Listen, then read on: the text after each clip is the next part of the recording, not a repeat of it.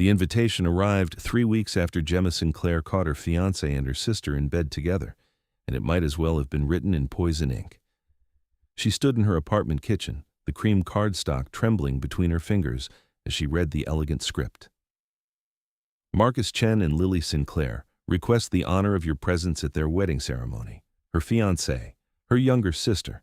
The betrayal had been swift and brutal, executed with the kind of casual cruelty that only family could manage.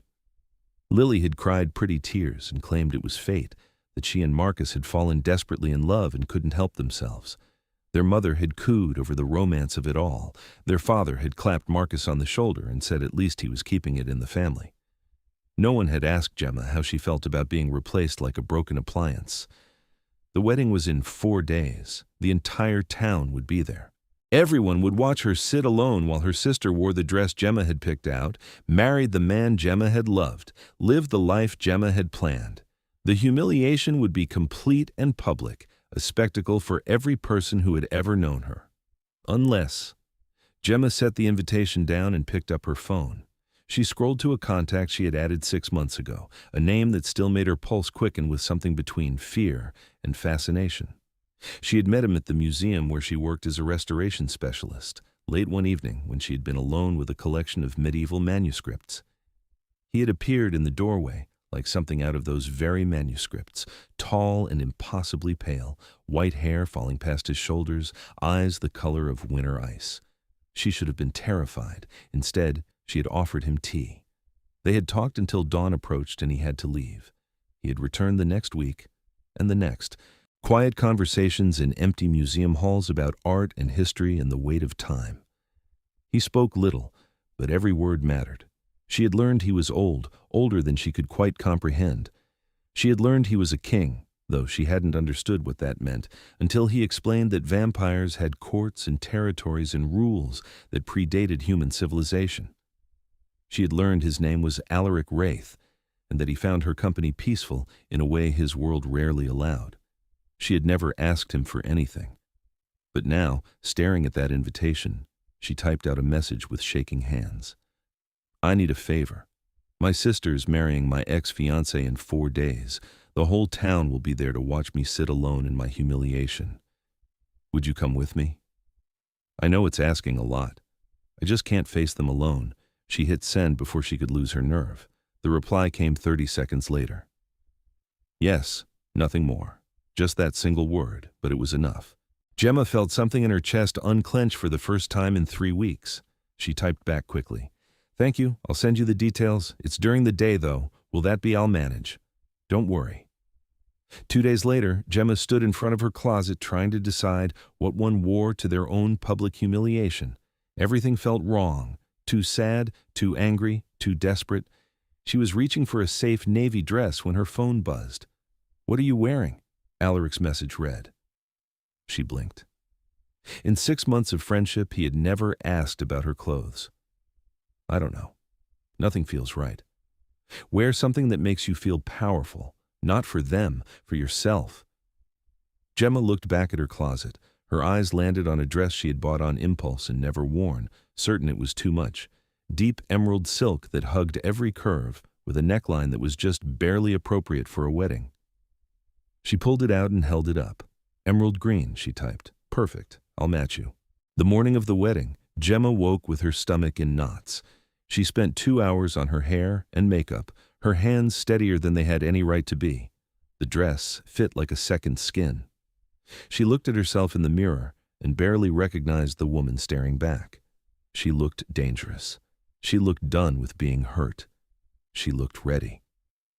The car that arrived to pick her up was not Alaric's usual black sedan, but a vintage Rolls-Royce, the color of midnight, driven by a vampire in formal livery, who opened the door with a bow that seemed more appropriate for actual royalty. Gemma slid into the back seat and found Alaric waiting. Her breath caught. He wore a suit of emerald green so dark it was nearly black, perfectly tailored to his tall frame. His white hair was pulled back, revealing the sharp angles of his face. He looked like something out of a fairy tale, beautiful and terrifying and utterly unreal. You look like a queen, he said quietly. You look like a king, she replied, and then flushed because he was a king. That wasn't just a compliment, but a statement of fact. His lips curved slightly. It wasn't quite a smile, but it was close. Shall we? The wedding was being held at the Riverside Estate, a sprawling historic property with manicured gardens and a ballroom that could hold 200 people. Gemma's parents had spared no expense. Everything was perfect, elegant, beautiful. Everything Gemma had dreamed of for her own wedding. The ceremony was scheduled for 2 p.m. They arrived at 1:55. Alaric helped her from the car, and she felt the weight of his hand at the small of her back, steady and grounding. They walked up the stone steps together. The doors to the ballroom were open, guests already seated in neat rows facing an altar draped in white roses and gold ribbon. They stepped inside. The effect was immediate and electric. Conversation died. Heads turned. Gemma felt 200 pairs of eyes lock onto them, and for a moment her courage wavered. Then Alaric's hand pressed more firmly against her back, and she lifted her chin. They walked down the side aisle together, every step deliberate. Gemma could feel the shock rippling through the room. She saw her mother's face go pale. She saw her father half rise from his seat. She saw Marcus at the altar, his expression frozen in disbelief. And she saw Lily, standing in the bride's ready room doorway in her white dress, Gemma's dress, her mouth open in a perfect O of shock. Alaric guided Gemma to an empty seat near the back. He sat beside her, close enough that his shoulder brushed hers. The whispers started immediately, a hiss of speculation and confusion that filled the room like static. Who is that? Is that Gemma? Who's the man with her? Did you see his hair? Is he albino? He looks like he walked out of a painting. Lily recovered first. She always did. Gemma watched her sister plaster on a bright smile and disappear back into the ready room.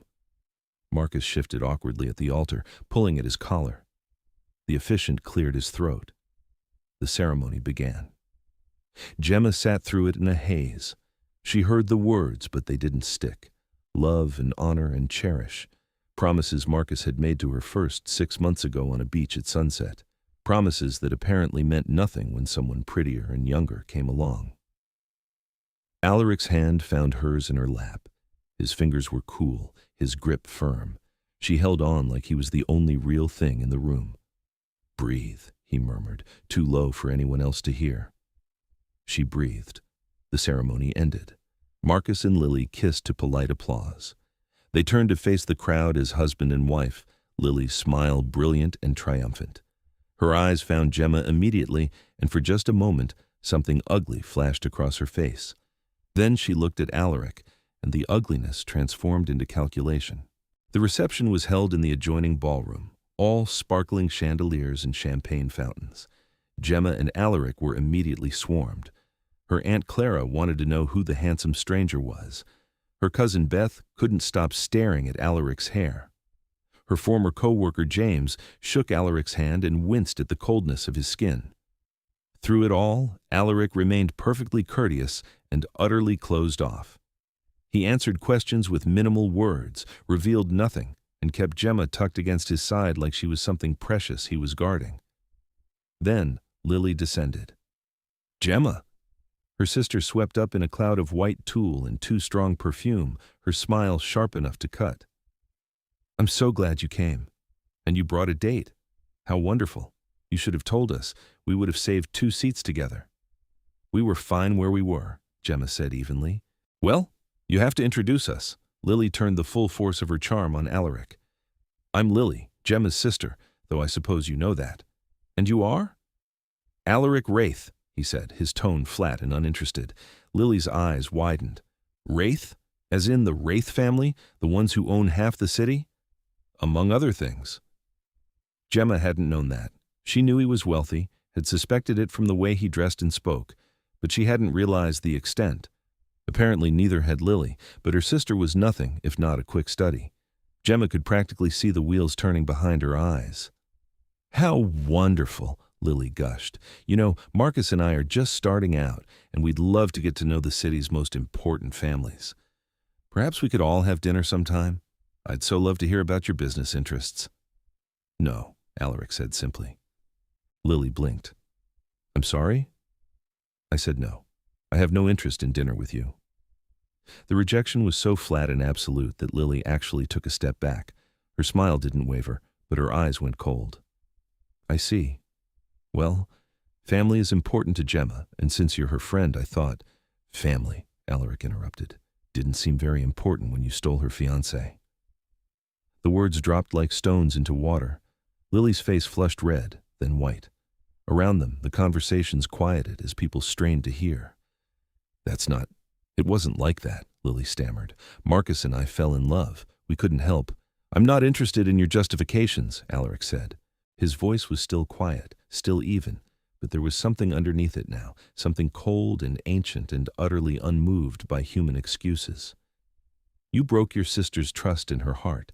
That you did it and then invited her to watch you celebrate is cruelty. That you now want to use her connection to me for your own benefit is pathetic. Lily's mouth opened and closed. No sound came out. For the first time in Gemma's life, her sister was completely speechless. Marcus appeared at Lily's elbow, his expression wary. Is there a problem? Your wife was just asking if we wanted to have dinner, Alaric said. I was explaining that we don't. Marcus's eyes narrowed. Look, I don't know who you think you are. I know exactly who I am. Alaric's hand tightened slightly on Gemma's waist. The question is whether you do. I am Alaric Raith. I rule the Northern Territories. I have lived for 800 years. I have toppled kingdoms and burned cities. And I am here because Gemma asked me to be, because her friendship matters to me, and because I wanted to ensure she didn't have to face this travesty alone. The temperature in the room seemed to drop 10 degrees. Gemma watched Marcus's face go gray. Around them, the whispers exploded into a roar. You're a vampire, Marcus breathed, obviously. The Vampire King, Lily whispered. Her eyes were huge. You're the Vampire King. I read about you. You're real. Very real. Alaric's expression didn't change. And wholly uninterested in anything you want from me. But Gemma could see her sister's mind working, could see the way Lily's shock was already shifting into something else, something hungry and calculating. Lily had always been good at reading people, at figuring out what they wanted and how to use it, and now she was looking at Alaric like he was a puzzle she was determined to solve. We got off on the wrong foot, Lily said, her voice honey-sweet again. I understand why you're protective of Gemma, that's admirable, but surely you can see that this situation is more complicated than it looks. Marcus and I truly did fall in love. It was difficult for everyone, but love doesn't follow rules or timelines. Love also doesn't require an audience, Gemma heard herself say. Everyone looked at her. She met her sister's eyes steadily. You didn't have to invite me. You didn't have to make this public. You chose to. You're my sister, Lily protested. I wanted you there. I wanted to share my joy with you. You wanted to prove you won, Gemma said quietly. The words felt like lancing a wound. You wanted everyone to see that you took what was mine and made it yours. That's what this has always been about. Not Marcus, not love, just winning. Lily's face crumpled. Actual tears gathered in her eyes. It was a performance Gemma had seen 1,000 times, the one that always made their parents rush to comfort her, always made Gemma the bad guy for being hurt. How can you say that? Lily sobbed. How can you be so cruel on my wedding day? Come, Alaric said to Gemma, we're leaving. He guided her toward the exit, his hand firm at her back. Behind them, Gemma could hear her mother calling her name, hear the buzz of shocked conversation. She didn't look back. They made it to the car. Alaric handed her inside and slid in beside her. The driver pulled away from the curb smoothly, leaving the riverside estate behind. Gemma sat very still, her hands folded in her lap. She felt hollow, shaky, like she'd just run a marathon or fought a war. I'm sorry, she said finally. I shouldn't have dragged you into this. She's going to make trouble now. She won't let this go. Let her try, Alaric said mildly. You don't understand. Lily always gets what she wants, always. She'll dig into your world, try to find a way in, use whatever she has to Gemma.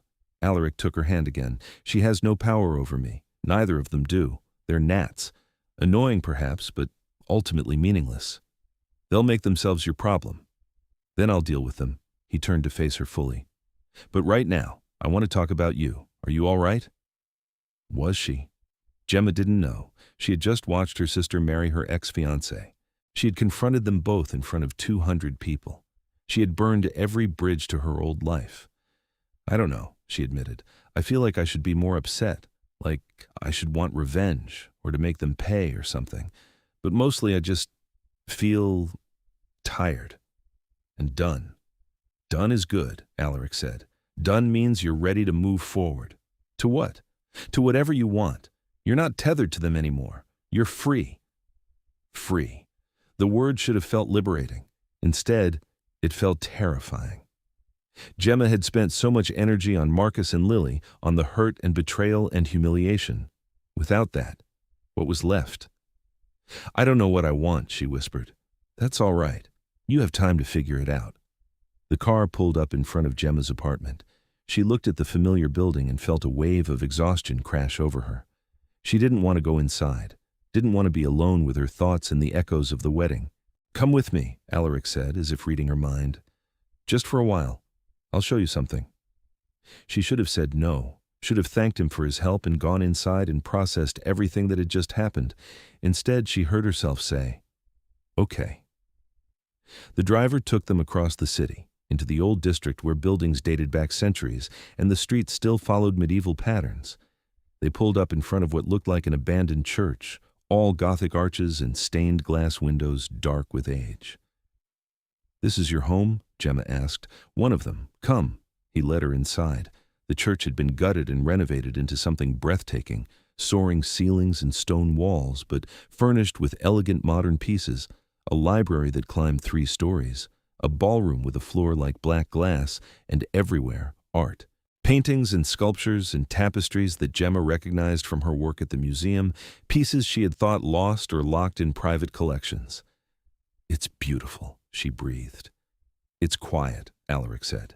That's what I value most. My world is full of politics and games and endless posturing. This is where I come when I need silence. He had brought her to his sanctuary. The realization made Gemma's throat tight. Thank you, she said, for today, for all of it. I know it was probably tedious and awful. It wasn't. Alaric moved to a window, looking out over the city. The afternoon sun was fading, making his white hair glow like silver. I enjoyed it. Enjoyed watching me confront my terrible family. Enjoyed watching you stand up for yourself. Enjoyed being the person you trusted to be there with you. He glanced back at her. You asked me for help. In 800 years, very few people have done that. Most want things from me. Power, money, favors, protection. You just wanted company, someone on your side. Is that strange? Gemma asked. It's rare. He moved closer.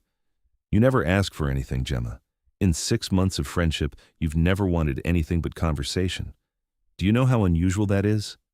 She shook her head mutely. I'm surrounded by people who want to use me, who see me as a means to an end. You see me as a friend, someone to talk to about art and history and the nature of time. His ice blue eyes held hers. You have no idea how precious that is. Gemma's heart was beating too fast. They were standing very close now, close enough that she could see the fine lines at the corners of his eyes, the inhuman perfection of his features, close enough to feel the cold that radiated from him like winter air. I'm falling in love with you, she said, and was shocked to hear the words out loud. Alaric went very still.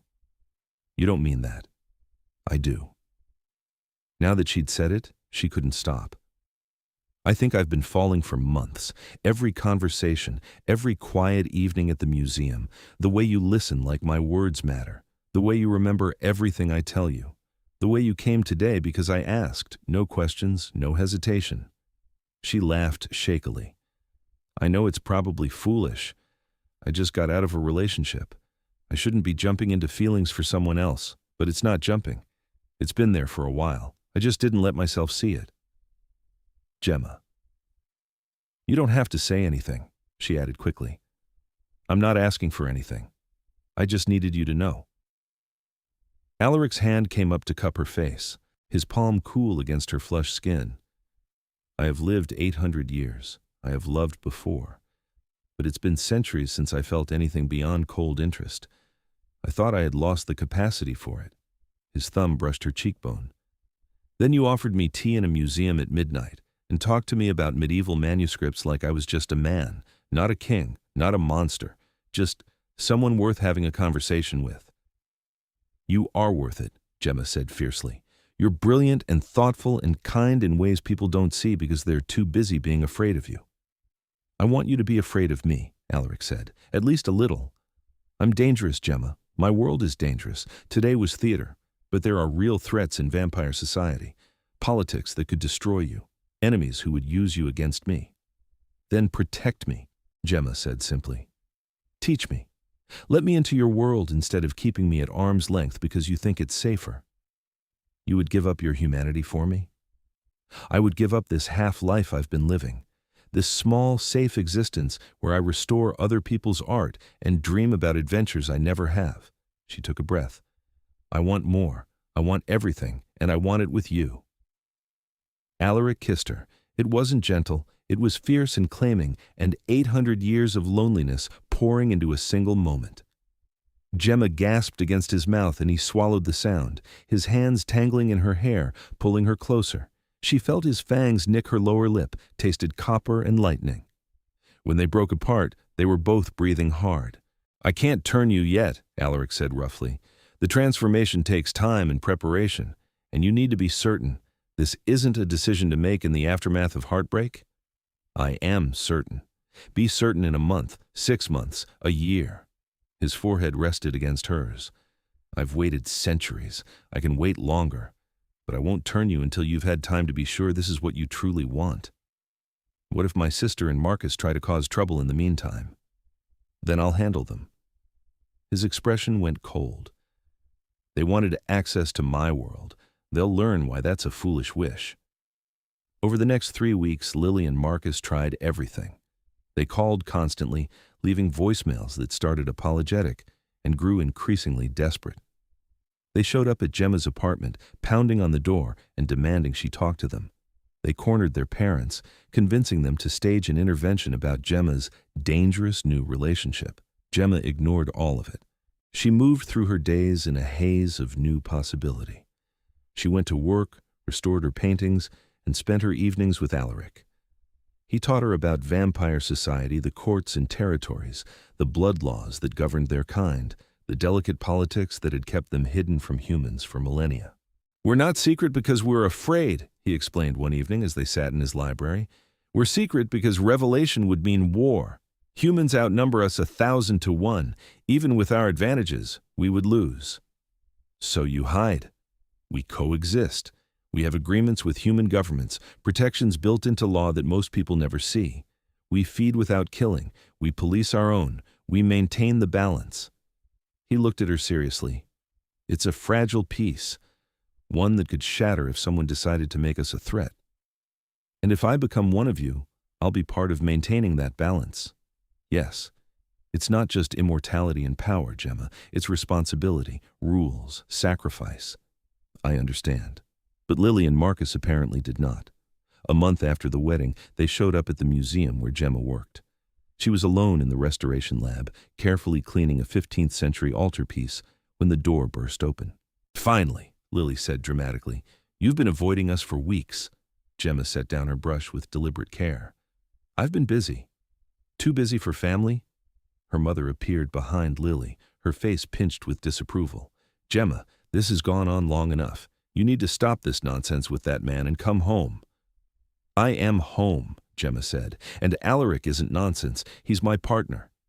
He's a vampire, her mother hissed as if it was a curse word. He's dangerous, unnatural. He's more honest than anyone in our family. Marcus pushed forward, his expression pleading. Gem, please. We know you're hurt. We know we made mistakes. But this revenge dating a vampire king, it's too much. You're going to get hurt. I'm not dating him for revenge, Gemma said coldly. I'm dating him because I love him, because he respects me and values me and would never betray me the way you did. You can't love him, Lily insisted. You barely know him. You're just using him to make us jealous. Jealous? Gemma laughed. Lily, I don't care enough about you to make you jealous. I've moved on. That's what you can't stand. Not that I'm with Alaric, but that I'm happy without you. Happy with a monster. Careful, the voice came from the doorway. Alaric stepped into the lab, moving with that unnatural grace that marked him as other. He was dressed simply today, black shirt and slacks, but he still looked like royalty. I don't appreciate being discussed like I'm not in the room. Gemma's mother took an involuntary step back. Marcus went pale. Only Lily held her ground, though Gemma could see the fear in her eyes. This is a family matter, Lily said, lifting her chin. Gemma is my family now, Alaric replied calmly, which makes it my matter as well. You can't just claim her. I'm not claiming her. She chose me, the same way you claim you chose Marcus. His head tilted slightly. Though we both know that's not quite true, is it? You didn't choose him because you loved him. You chose him because he was hers. Lily's face flushed red. That's not. I'm 800 years old. I've seen every game humans play, every manipulation, every cruel little power grab. Alaric's voice was soft, but it filled the room like ice spreading across water. You took Marcus because you wanted to prove you could, because you've spent your whole life competing with your sister, and you couldn't stand that she had something you didn't. You don't know anything about us, Marcus said, but his voice shook. I know you're both here because you realized too late that you married someone you don't actually love. I know you've spent the last month trying to worm your way into my world because you think vampire connections will give you power and status. I know you're pathetic. Alaric moved to stand beside Gemma, his hand finding hers. And I know you're never going to get what you want from me. I don't help parasites. How dare you? Lily started. I dare because I have the power to back it up, Alaric interrupted. And because I'm done being patient with you. You hurt someone I love. You continue to harass her. You show up at her workplace to berate her. It ends now. Or what? Marcus demanded. You'll kill us? No, I'll make you irrelevant. Alaric's expression was colder than Gemma had ever seen it. I'll ensure every door you try to open closes. Every opportunity you chase disappears. Every social connection you attempt to make learns exactly what you are. I won't destroy you. I'll just make sure you never get anywhere near the power you're so desperately chasing.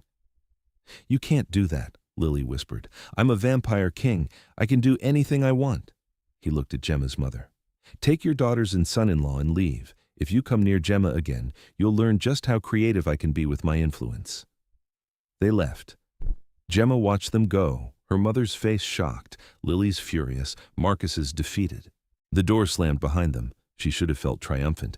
Instead, she just felt tired. Are you all right? Alaric asked quietly. I just burned the last bridge to my old life. Yes? I'm not sorry. She looked up at him. Is that terrible? I'm not sorry at all. It's not terrible. It's freedom. He pulled her close. You're allowed to let go of people who hurt you. You're allowed to choose something better. I choose you, Gemma said. I've chosen you for weeks now. I want to be turned. I want this life. Your life. Our life, I'm sure. Alaric studied her face for a long moment. Whatever he saw there made his expression soften. 3 more months. Prove to me you're certain. Then I'll turn you. Those 3 months were the happiest of Gemma's life. She split her time between her apartment and Alaric's church, slowly moving her belongings into his sanctuary until it became their sanctuary. She met other vampires, his court, ancient and powerful beings who regarded her with curiosity and surprising acceptance. She learned their customs, their laws, their history, and she fell deeper in love every day. Alaric was different when he relaxed, when the weight of kingship lifted, and he was just a man who loved art and conversation, and the woman who had somehow slipped past all his defenses. He was funny in a dry, cutting way. He was tender in private moments. He was fierce in his protections and absolute in his loyalty. He was everything Marcus had never been. The turning was scheduled for the summer solstice, a date Alaric said was auspicious for transformations. As it approached, Gemma felt no fear, only anticipation. 2 weeks before the solstice, Alaric took her to a lake house he owned in the mountains. It was small and rustic, nothing like his church or the grand estates his court used. Just a cabin on the water, surrounded by pine trees and silence. I come here when I need to remember what peace feels like, he explained as they stood on the dock, watching the sunset paint the water gold. I wanted you to see it before everything changes. Will it change so much? Gemma asked. Yes and no. You'll still be you, but you'll be more. Faster, stronger, sharper, eternal. He turned to her. You'll lose the sun. You'll lose the ability to age and change the way humans do. You'll lose the choice to die. I'm not losing anything, Gemma said firmly. I'm gaining everything. A future with you, a world of possibility, time to do all the things I never had the courage to try. No regrets? Not a single one. Alaric kissed her then, soft and sweet and full of promise. The kind of kiss that said forever, and meant it. The solstice fell on a Saturday.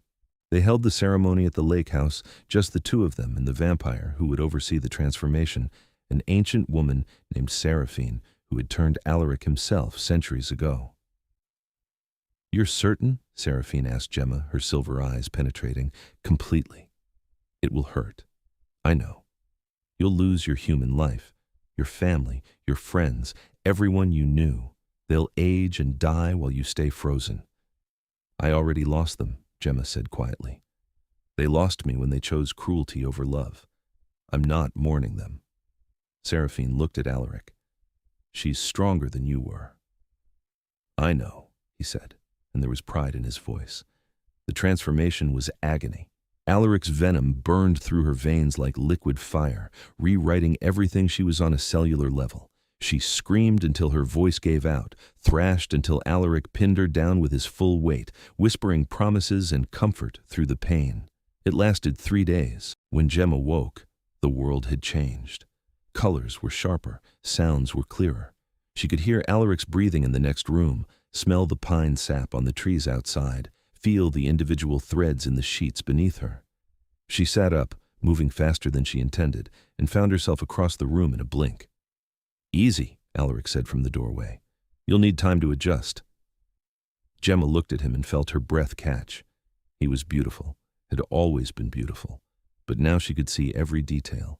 The exact shade of his eyes, the way his hair caught the light, the inhuman perfection of his features that marked him as other. I can see you, she whispered, really see you. And I can stop holding back. He crossed to her in a blur of motion and swept her into his arms. You're one of us now, my equal, my partner, my queen. Queen? Gemma blinked. If you want the title, it's yours. He set her down carefully. We'll have to hold a ceremony, introduce you to the courts, navigate the politics. But that can wait. For now, it's just us. They spent 2 weeks at the lake house, learning each other all over again. Gemma practiced her new abilities, the speed and strength, the enhanced senses, the way she could move through shadows now. Alaric taught her to hunt, to feed without killing, to control the hunger that was part of her new nature. And they planned the future. I want to open a museum, Gemma said one evening as they sat on the dock. A real one, not just a restoration lab, somewhere we can showcase the art you've been collecting for centuries, share it with the world. I like that, Alaric said. What else? I want to travel, see all the places you've lived, learn the history firsthand. She leaned against him. I want to build something that matters, leave a mark. We have time for all of it, Alaric promised. Centuries, millennia, however long you want. When they finally returned to the city, it was to plan a celebration. Not a wedding vampires didn't marry in the human sense, but a formal recognition of their bond. A party for the court and their allies, an announcement that Alaric Raith had chosen a queen. The invitations went out to every major vampire house in the country. The church was decorated with flowers and candles, transformed into something magical.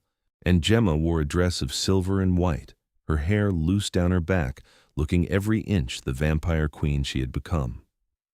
The celebration was nothing like Lily's wedding. It was small, only 50 guests, but every one of them mattered. These were the people who would be part of Gemma's new life, the court she would help Alaric lead. They welcomed her with genuine warmth, curious about the human who had won their king's heart. Halfway through the evening, as Gemma stood with Alaric receiving congratulations, a commotion at the door drew everyone's attention. Lily and Marcus had crashed the party. They looked terrible. Lily's dress was wrinkled, her makeup smudged. Marcus was unshaven, his suit ill-fitting. They had the desperate look of people who had run out of options. Gemma, Lily said, her voice breaking, please, we need to talk to you. The room went silent. Every vampire present turned to stare at the intruders with expressions ranging from curiosity to contempt. How did you get in? Alaric asked coldly. We followed some of your guests. Please, we just need 5 minutes. Lily's eyes were red. Our marriage is falling apart. We've lost everything. Our jobs, our friends, our reputation. We know it's because of you, because of what you said you'd do." "I said I'd make you irrelevant," Alaric corrected. "I've simply followed through." "We're sorry," Marcus blurted. "We're so sorry for what we did. We were wrong. We were selfish and cruel, and we hurt you, Gemma. But please, you have to help us. We're drowning." Gemma looked at them. Her sister, who had stolen her fiancé, her ex, who had betrayed her trust. They stood in her new home begging for mercy, and she felt nothing. No anger, no satisfaction, no vindication. Just a distant, cool indifference. "No," she said simply. "Gemma, please." "No," she repeated. "You made your choices. You hurt me because you could, because you wanted to win some imaginary competition. Now you're facing the consequences. That's not my problem." "We're family," Lily sobbed. "No," Gemma said for the third time. "We're not. Family doesn't treat each other the way you treated me. Family doesn't humiliate and betray and expect forgiveness without change." She moved closer to Alaric, his arm sliding around her waist. "I have a family now, people who value me, respect me, love me. You're not part of that." "You've changed," Marcus said, and there was horror in his voice. "You're one of them now. You're a monster." "No," Alaric said softly. "She's a queen, my queen, and you're trespassing in her home." Two members of the court moved forward smoothly, taking Marcus and Lily by the arms. They didn't fight as they were escorted out, too shocked and defeated. The door closed behind them with a final-sounding thud. The party resumed. Music started again, conversation flowed. But Gemma stood still, processing what had just happened. "Are you all right?" Alaric murmured. "I thought I'd feel something," she admitted. "Anger or pity or satisfaction, but I don't. They're just strangers to me now." "That's healthy," Alaric said. "That means you've truly let go." "They'll keep spiraling, won't they?" "Probably. They made choices based on selfishness and cruelty. Those choices have consequences." He turned her to face him. "You can't save people who don't want to save themselves, and you're not responsible for their happiness." "I know." Gemma took a breath. "I just needed to hear it." The rest of the evening was perfect. Gemma danced with Alaric under the chandeliers, laughed with vampires who had lived through centuries of history, and felt the weight of her old life finally, completely fall away. As the celebration wound down and guests began to depart, Seraphine approached them. "You chose well," she told Alaric, her ancient eyes approving.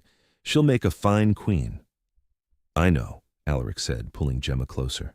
"And you," Seraphine said to Gemma, "welcome to eternity. Use it wisely." When the last guest had left and they were finally alone, Alaric led Gemma up to the top of the church tower.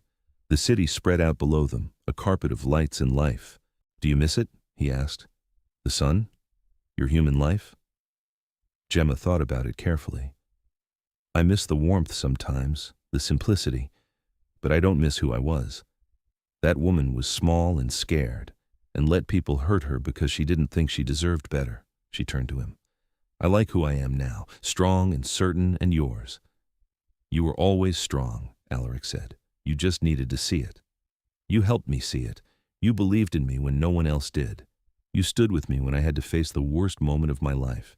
You gave me time and space to be sure this was what I wanted." She cupped his face in her hands. "You gave me everything. You gave me more." He kissed her softly. "You gave me a reason to hope again, a reason to want forever instead of just enduring it." They stood together in the darkness, two vampires at the beginning of their eternal story. Below them, the city hummed with life. Somewhere in that city, Lily and Marcus were dealing with the consequences of their choices. Somewhere, Gemma's parents were probably still trying to understand what had happened to their daughter. But none of that mattered anymore. Gemma had chosen freedom. She had chosen love. She had chosen a life of endless possibility with a man a vampire who saw her worth and treasured it. And she had never been happier. "What do you want to do first?" Alaric asked. "With eternity ahead of us?" Gemma leaned into him, feeling his arms come around her, solid and sure. She thought about museums and travel, about art and history, about building something meaningful together. "Everything," she said. "I want to do everything with you." "Then we will," he promised. And in the centuries that followed, they did. They opened the museum, a stunning space that showcased centuries of art to humans and vampires alike. They traveled the world, Gemma learning the history she had only read about, seeing places through Alaric's ancient eyes. They navigated vampire politics together, Gemma's fresh perspective, often finding solutions to problems that had plagued the courts for years. She became known as the Queen of the Northern Territories, respected for her wisdom and feared for her loyalty to her king. She was fair but firm, kind but not weak, and completely devoted to maintaining the balance between vampire and human worlds. And through it all, through every challenge and triumph, Alaric was beside her, her partner in everything, her equal, her love. Sometimes, late at night, Gemma would remember the woman she had been, the museum worker with small dreams and a fiancé who didn't value her, the sister who had been betrayed and humiliated. That woman felt like a stranger now, someone from another life, because in every way that mattered, she was. Gemma had died in that transformation, and someone stronger had been born, someone who knew her worth and wouldn't settle for less, someone who had looked at an eternity of possibility and seized it with both hands. She never saw Lily or Marcus again after that night at the celebration. She heard rumors occasionally that they had divorced within a year, that Lily had moved away, that Marcus had remarried someone equally shallow. She felt no satisfaction in their failures, no vindication. She simply didn't care. They were part of a past she had left behind, and her future stretched out endlessly ahead, bright and full of promise. On their 50th anniversary, though, vampires didn't really celebrate such things. They made an exception. Alaric took Gemma back to the lake house where she had been turned. They stood on the same dock, watching the same sunset, though now Gemma had to be careful of the fading light. "Any regrets?" Alaric asked, echoing his question from 5 decades earlier. Gemma looked at him, at the man who had crashed a wedding to stand by her side, who had given her time to be certain, who had loved her through her transformation and beyond. She thought about everything they had built together, all the years still ahead of them, the life she never could have imagined that day she opened her sister's wedding invitation. "Not a single one," she said, and meant it with everything she was. Alaric smiled, rare and genuine, and pulled her close. They stood together as the sun set and the stars came out, two immortal beings who had found something precious in each other. Love that would last forever, because forever was exactly how long they had. And somewhere in the darkness, away from the light of the city and the weight of the past, Gemma Sinclair, now Gemma Raith, vampire queen of the Northern Territories, finally, completely came home.